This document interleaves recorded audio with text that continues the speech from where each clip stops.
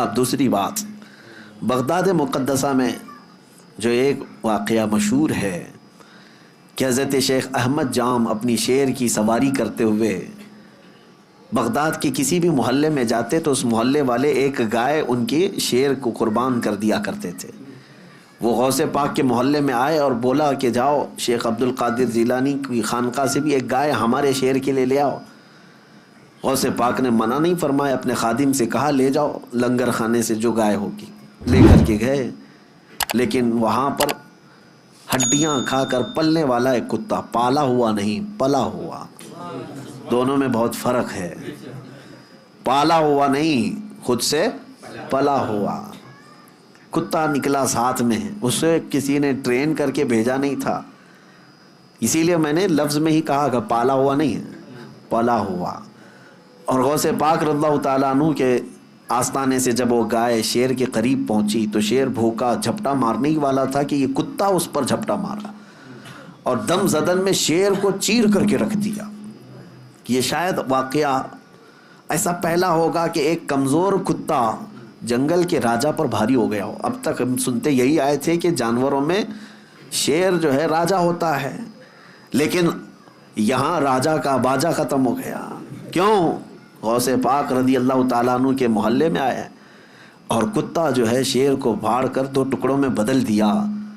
دنیا نے اس منظر کو دیکھا اور اعلیٰ حضرت نے فرمایا کیا دبے جس پہ حمایت کا ہو پنجہ تیرا، شیر کو خاطر میں لاتا نہیں کتا تیرا۔ اب یہاں پر مسئلہ یہ ہے، شیر شیر ہی تھا وہ اور کتا کتا ہی تھا، اور اصول آج بھی وہی ہے کہ شیر ہی بھاری ہوتا ہے، لیکن یہ اصول اس جگہ ٹوٹ جاتا ہے جہاں کتے کی نسبت دربار غوث سے ہو جائے۔ اب میں آپ کو یہ کہتا ہوں کہ کتا ہے، کتے پالنے کی ہمارے ہاں شریعت میں اس کا حکم نہیں ہے۔ بعض مقامات ایسے ہیں جیسے کھیتی باڑی یا حفاظت کے لیے ان کو شریعت نے مستثنا رکھا ہے۔ جس جانور کو ہم پالتے بھی نہیں، خود سے گھروں کے پاس بیٹھ کر پل جاتا ہو، اس کتے کو کا حال یہ ہے کہ دربار غوث کے سائے میں بیٹھا کرتا تھا، غوث پاک کے آستانے کے سائے میں بیٹھا کرتا تھا، اور طاقت کا حال یہ ہے کہ جنگل کے راجا کو بھی پھاڑ کے رکھ سکتا ہے۔ یہ صحبت کا اثر ہے، یہ صحبت کا اثر ہے۔ اب دوسری بات میری یہ توجہ سے سنو، دوسری بات یہ سنو کہ غوث پاک کے دسترخوان پر پڑے ہوئے ٹکڑے یا پھینکے ہوئے ٹکڑے کھا کر پالا ہوا نہیں بلکہ پلا ہوا کتا شیر پر بھاری ہو سکتا ہے۔ اب سوچو کہ غوث پاک نے جس کو پالا ہو، پلا ہوا نہیں بلکہ غوث پاک کے ہاں پالا ہوا، اور وہ بھی کتا نہیں، کوئی وقت کا عالم دین ہو تو پھر وہ اپنے زمانے کا مجدد اعظم بن جاتا ہے۔ اعلیٰ حضرت فاضل بریلوی رحمۃ اللہ علیہ پھر اس کو یوں کہتے ہیں، میں یہ مثال اس لیے دے رہا ہوں کہ اعلیٰ حضرت امام اہل سنت اپنے آپ کو کہتے ہیں کہ میں غوث اعظم کا وہاں پر دربار کا کتا ہوں، بلکہ وہ پلا ہوا نہیں پالا ہوا۔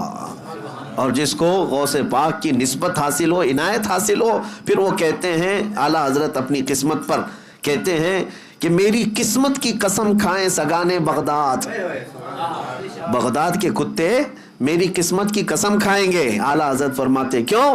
ہند میں رہ کے بھی دیتا رہوں پہرا تیرا، ہند میں رہ کے بھی دیتا رہوں پہرا تیرا۔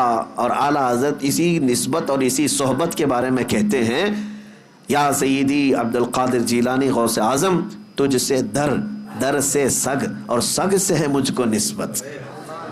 غوث پاک سے ان کے دروازے کو نسبت ہے، ان کے دروازے سے کتے کو نسبت ہے، اور کتے سے اعلیٰ حضرت کہتے ہیں مجھے نسبت ہے۔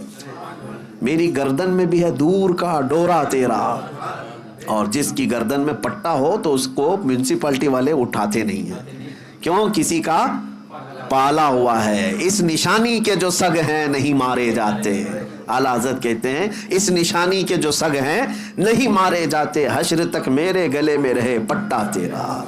ہم بھی دعا یہی کرتے ہیں کہ سرکار غوث پاک کی نسبت آخری سانس تک ہمارے ساتھ برقرار رہے۔